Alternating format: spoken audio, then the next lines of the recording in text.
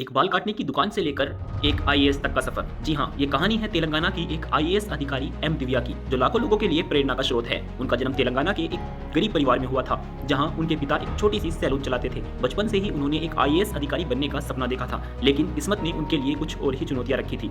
साल 2015 में उनके पिता को ब्रेन स्ट्रोक हुआ, जिसके बाद वह कभी दोबारा काम नहीं कर सकते थे।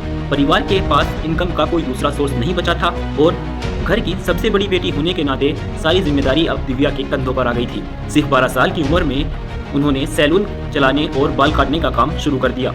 समाज ने उनका खूब मजाक उड़ाया।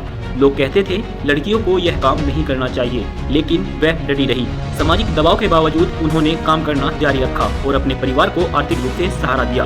परिवार का पेट पालने के लिए सैलून को संभालते हुए उन्होंने अपनी बीबीए की डिग्री पूरी की। दिव्या बताती है कि इस मुश्किल सफर में उनकी मां को खोना उनके लिए सबसे कठिन दौर था, पर वह अपनी बहन के लिए मजबूत बनी रही। उन्होंने यह बोला कि वह बस अपनी पढ़ाई पर ध्यान दे। वह लगातार यूपीएससी परीक्षा की तैयारी करती रही, इस सपने के साथ कि वह एक दिन समाज को बदलेगी। उनका दृढ़ संकल्प था कि वह ये साबित कर देगी कि महिलाएं किसी भी फील्ड में, यहाँ तक कि मेल डोमिनेंट फील्ड में भी सफल हो सकती है। और अपनी इच्छा शक्ति और कड़ी मेहनत के दम पर उन्होंने वह कर दिखाया।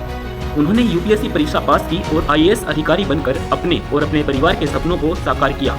यह कहानी है एम दिव्या की, जिन्होंने कठिन से कठिन परिस्थिति होने पर भी हार नहीं मानी और अपने साहस से पूरी दुनिया के लिए एक प्रेरणा बन गई। आप भी अपने अंदर के उस हौसले को पहचानिए और यकीन मानिए, सफलता आपका इंतजार कर रही है। तो ऐसी मेहनती और साहसी लड़की के लिए एक लाइक और एक सब्सक्राइब तो बनता है।